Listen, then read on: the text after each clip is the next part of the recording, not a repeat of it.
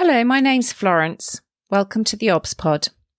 I'm an NHS obstetrician, hoping to share some thoughts and experiences about my working life. Perhaps you enjoy Call the Midwife, maybe birth fascinates you, or you're simply curious about what exactly an obstetrician is. You might be pregnant and preparing for birth. Perhaps you work in maternity and want to know what makes your obstetric colleagues tick, or you want some fresh ideas and inspiration. Whichever of these is the case, and for that matter, anyone else that's interested, the theobspod is for you.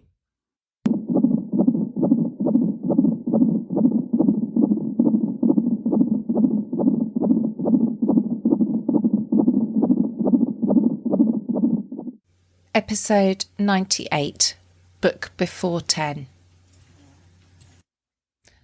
So today, we're going to welcome Rose Ngadze from the Book Before 10 campaign. Rose got in touch with me and it sounded like she was doing a really interesting project. Rose is an O&G doctor in Sheffield. Rose, do you want to introduce yourself, say a little bit about yourself, perhaps? So, hello, Florence, and hello, listeners. First and foremost, I'd like to say a big thank you to you, Florence, for allowing me to talk about my campaign. As Florence said, I am Rose Ngadze. I'm an obs and gynae doctor working in South Yorkshire. I was born in Zimbabwe, and I've called Sheffield home for the last 20 years. I have studied in Newcastle, but then also worked down in Essex. But for the best part of my obs and gynae training, it's been within the South Yorkshire Deanery. The campaign that I'm going to be talking about, Book Before 10, was started in August last year, and I was supervised by Dr Jivraj, who's also a consultant in obs and gynae within Sheffield. And the purpose of the campaign is pretty much as it says on the tin. It's to encourage women to book before they're 10 weeks. And essentially what that means is for them to have the first maternity or the first midwife visit before they're 10 weeks pregnant. Fantastic. Thank you. And one of the things you said to me when we were chatting is that this was partly prompted by the Embrace report. Yes. So the campaign was prompted by the Embrace report, where they looked at the mums who unfortunately died between 2016 to 2018. And what the report did show was that 19% of those mums who died had delayed antenatal care. And that struck me quite a lot because 1 in 5 mums had that as a risk factor, or as the Embrace report put it, as a bias, which may have contributed to their deaths.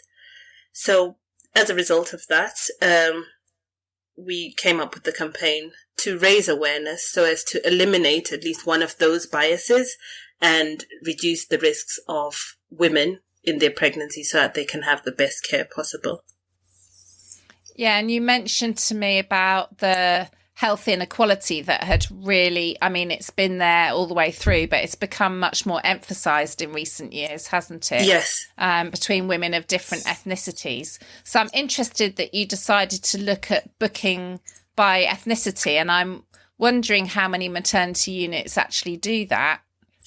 I think that's a very good question. I'm not sure how many maternity units do that, but we've felt it was something really important because the health inequalities became more and more apparent during the COVID-19 pandemic.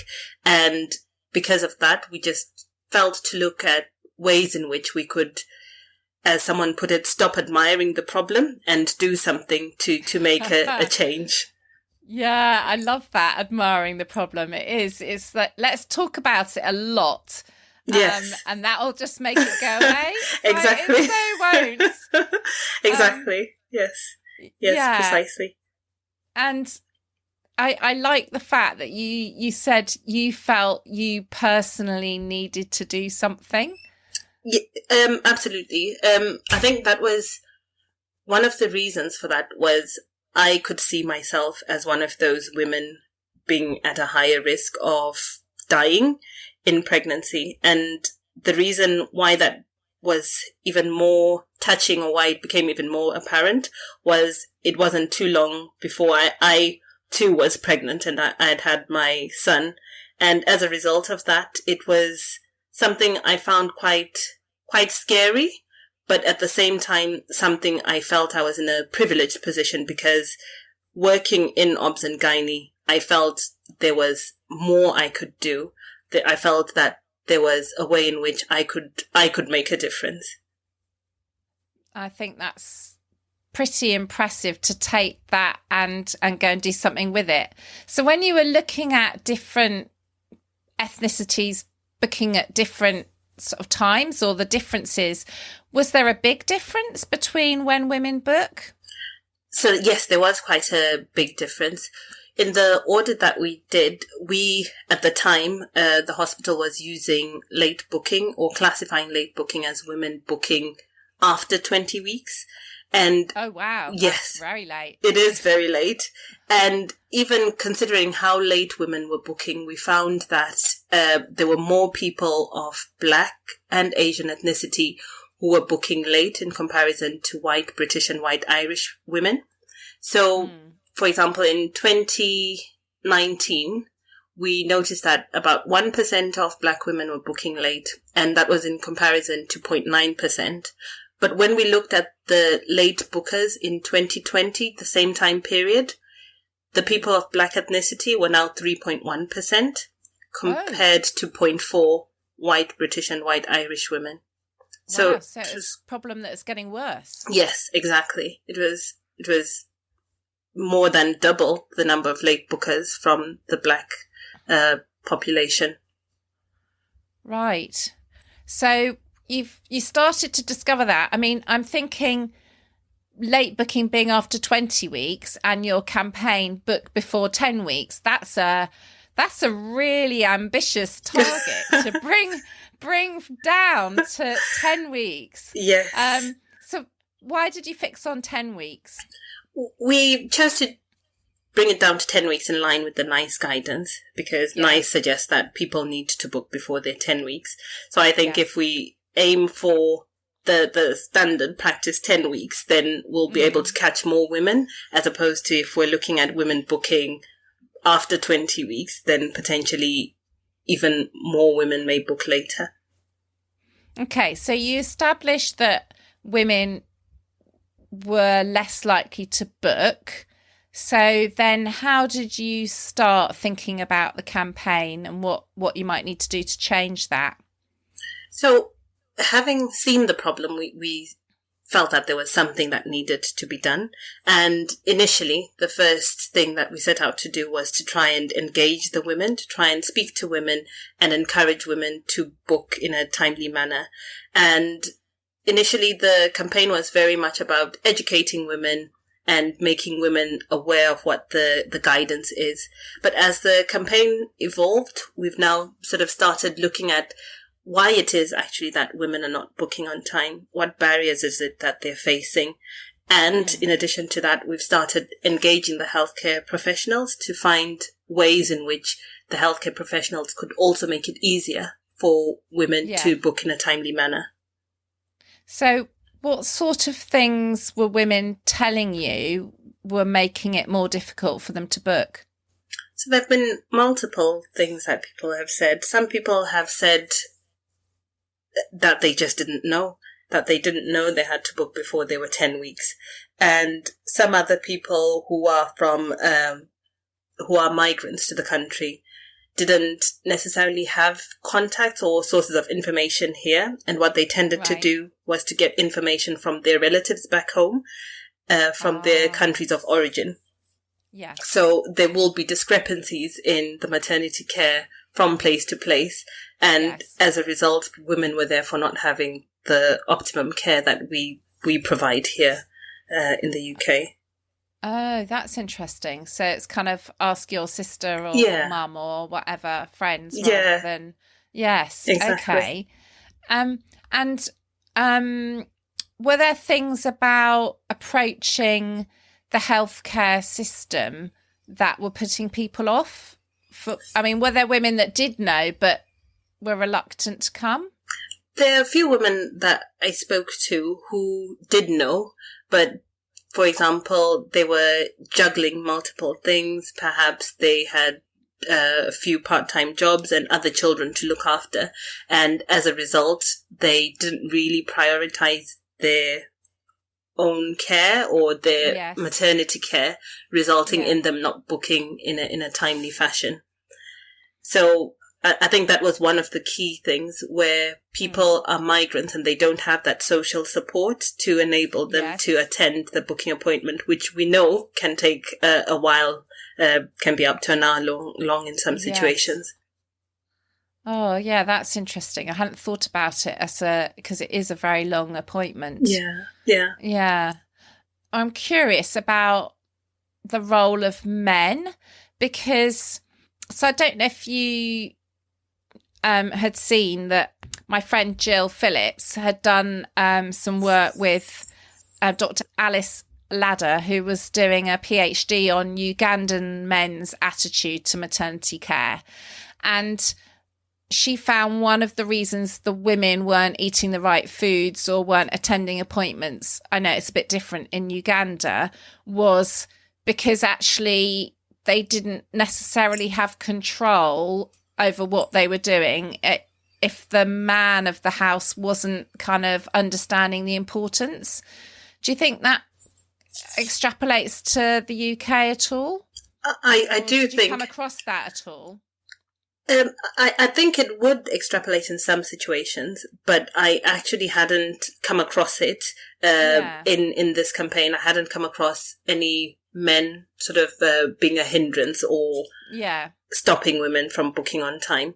But I guess that could tie in with the social support. If the partner isn't necessarily supportive and helping out with the childcare, then perhaps that may result in the woman not attending the booking appointment.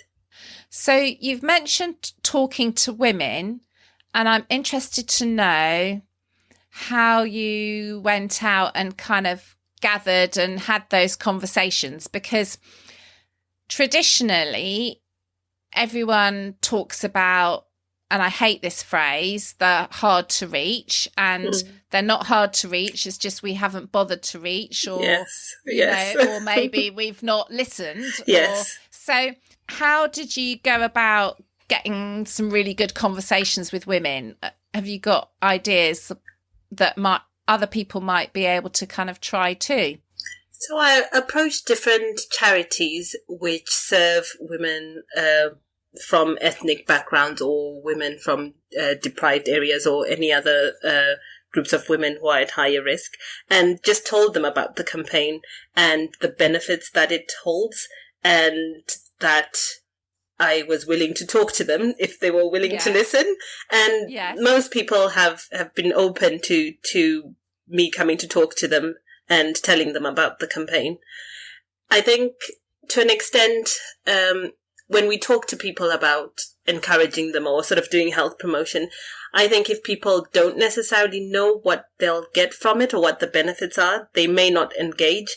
And I've made sure that when talking to women, I emphasize the multiple benefits of timely booking to make them aware of why it is that we encourage it, what it is that they would gain, and how it is that it would help them receive the best care.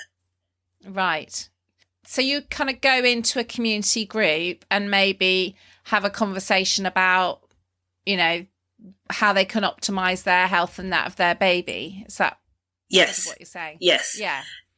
Because I think what we know as well is the health-seeking behaviours of ethnic minorities differs from sort of white Caucasian people who will easily go to the GP and get information, whereas definitely people from my Zimbabwean community or African origin will tend to ask perhaps friends, neighbours, and other people who are not necessarily healthcare professionals.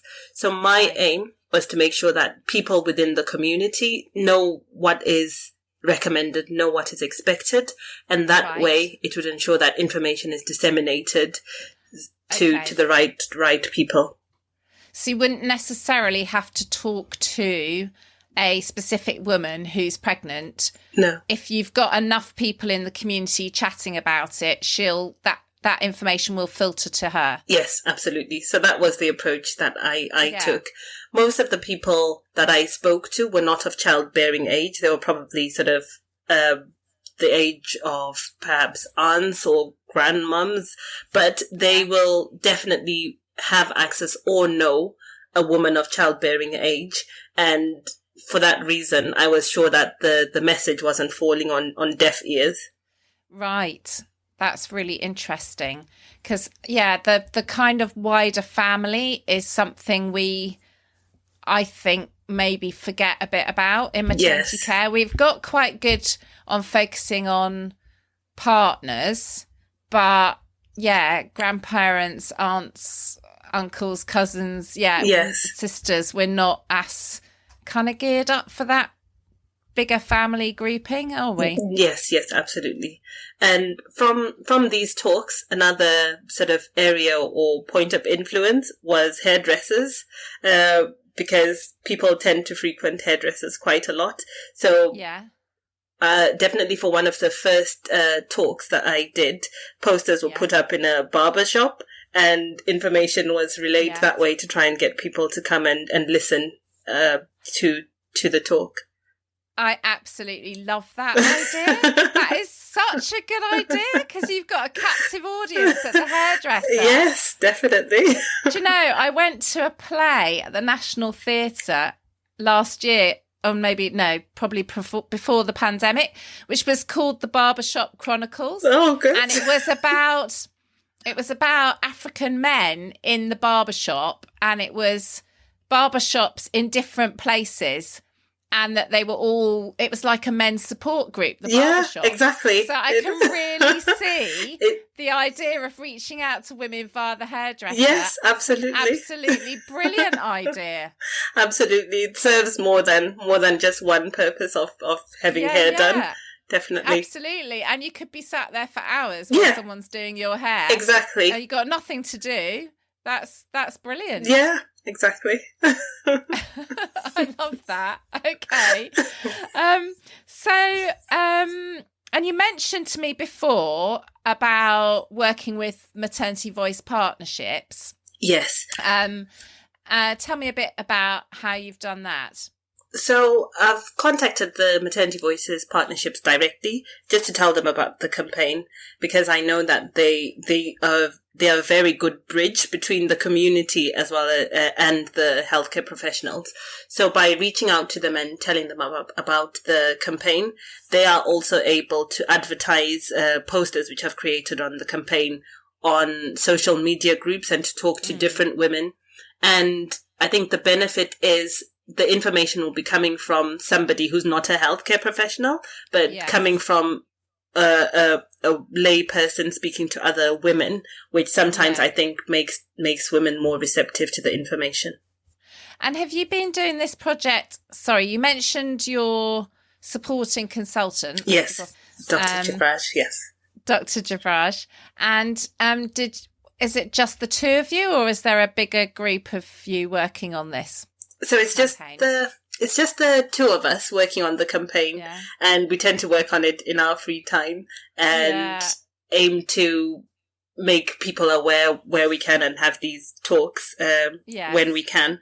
But recently we've managed to get a local pharmacy within South Yorkshire to have a shelf display near their pregnancy tests, advising women to book before 10 weeks, and it's being displayed over the pregnancy test. So hopefully that will get the information to more people than the two of us would manage to. Yeah. So there was a project like that in London at one stage, which not sure what's happened to it, which was called As Soon As You're Pregnant. And they put stuff by the pregnancy displays, but also not only in the pharmacy, but in places like Poundland or places where you could get a really cheap pregnancy test. to try and capture women as soon as they did that pregnancy test. Oh, that's I'll try looking them up. Yeah, I think it was called As Soon As You're Pregnant, ASP. Okay, fantastic. And I think it was run in East London, but I think it was a pilot, and then I think it stopped. I'm not sure that it's ongoing. Okay. I think that's definitely something to explore. Yeah, definitely. I love the idea. This is like me. In my free time, I do blah, blah. In my free time, I go and talk to community groups and hairdressers about booking in pregnancy. Yep, absolutely. I think, it just shows how it's close to your heart and important to you. It is. To do something about it. And you mentioned something about looking at search engines and the way women access information if they type something into Google. Tell me a little bit more about that. Yes. So when I spoke to the team in Newcastle, they decided that they were going to do a quick internet search to find out whether women were being signposted to the maternity service when they were pregnant, and realized that actually when someone searches online, the maternity service wasn't the first result that was found. Right. So as a result, they've streamlined things to ensure that women are signposted to their unit or to their maternity services when they're pregnant. So it's through simple things like that, making it easier for women to access the care that they need. And women are self-referring? Yes. So yes, they are self-referring. Yeah, we do self-referral, because you mentioned earlier about not necessarily going to see your GP, or not the GP not being the first point of call. Yes. So making it easy for women to self-refer by it popping up as the first thing on the search engine, that seems a very practical thing to do. Yes. And I'm wondering how many people have typed into their search engine pregnant in their area and see what comes. Yeah, exactly. And I think what we also need to be aware of is that these barriers may be there, or people may type into their search engines, and these are people with a good command of English. What more people who are not so fluent in English? Yeah. And if things are not very straightforward or easy to follow, then potentially that may be the reason why we may be noticing the discrepancies in booking patterns. Yeah. And are you doing anything in terms of your book before 10 posters and things in other languages? Yes. So in Sheffield, they're seeking to translate them to the most commonly used languages within Sheffield. And I know some of the areas I've spoken to were looking to getting a QR code that you can scan, and the poster will be translated into a different language.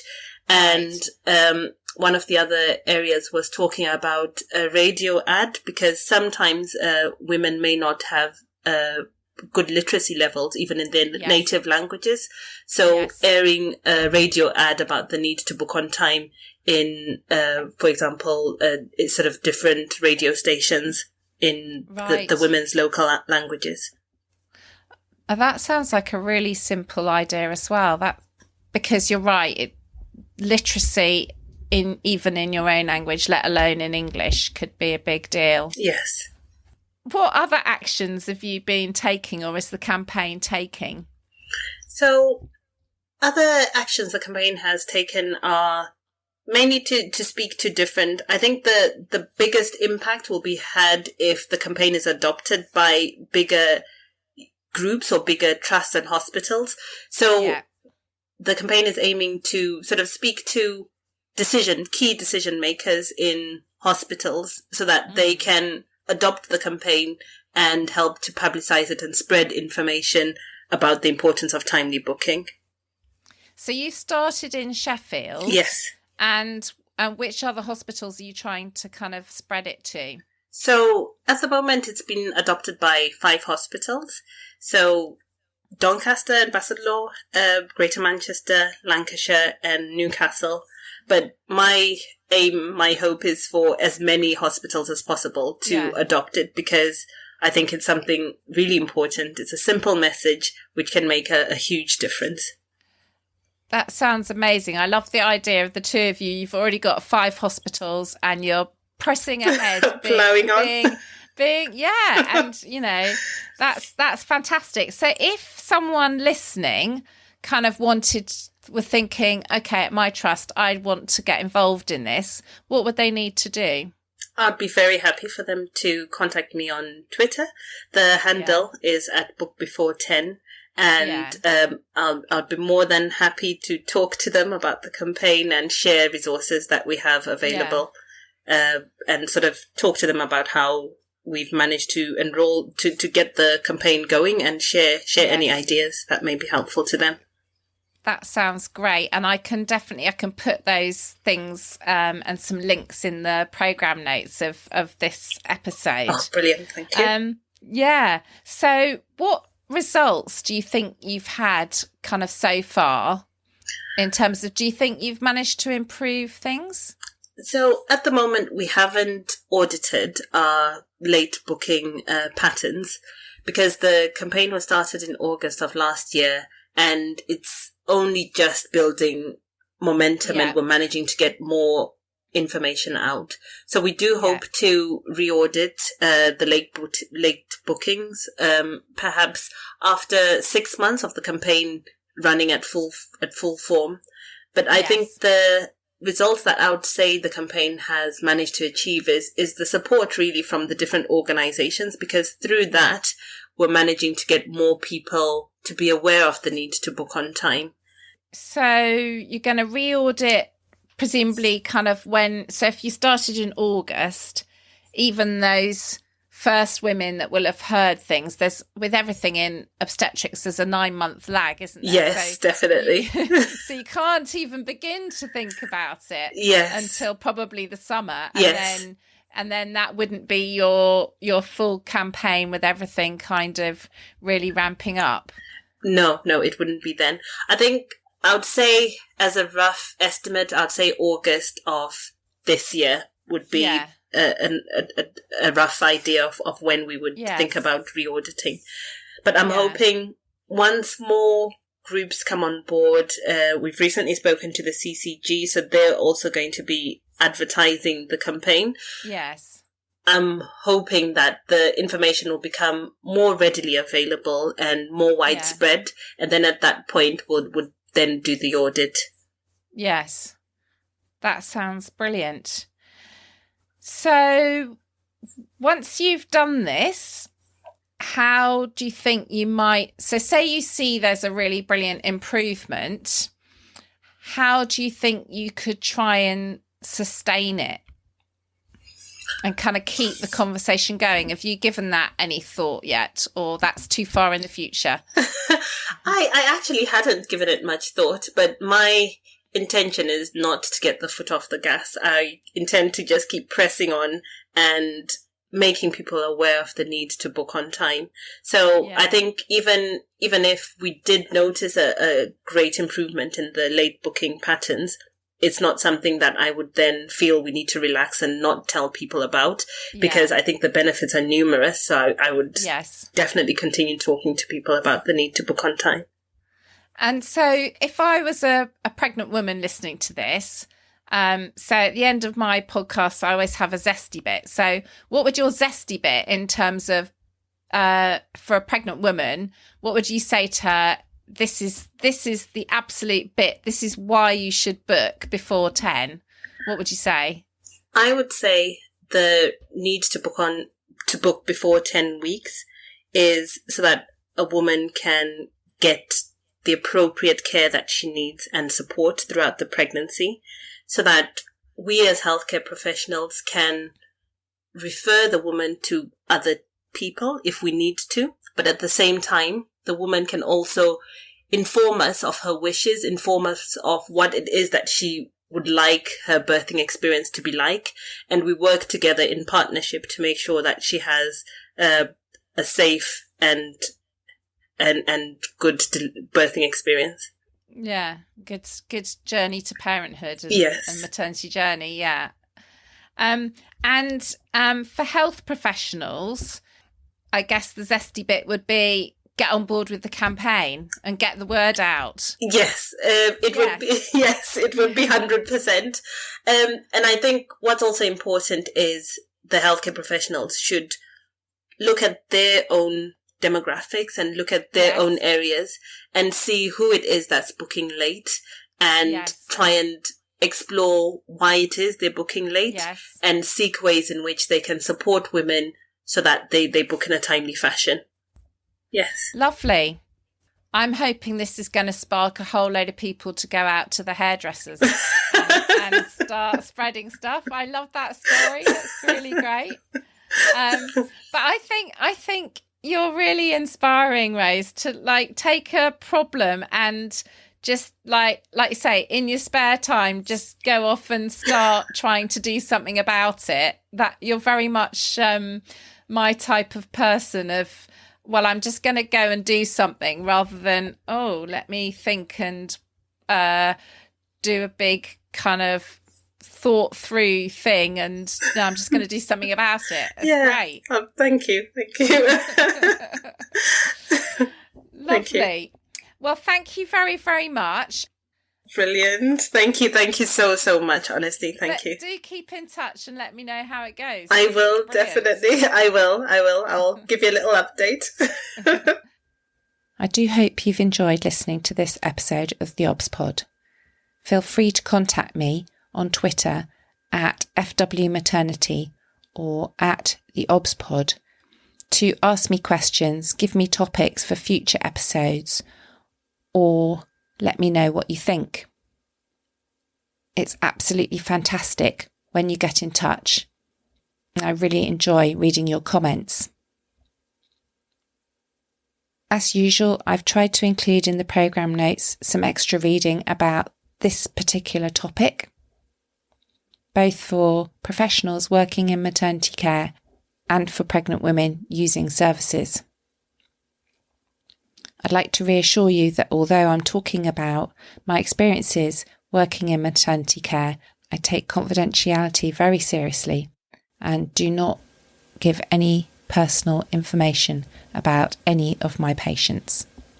If you've enjoyed listening, I'd love you to recommend the theobspod to friends or colleagues, and please do leave me a review on whichever podcast directory you find my episodes. Many thanks for listening.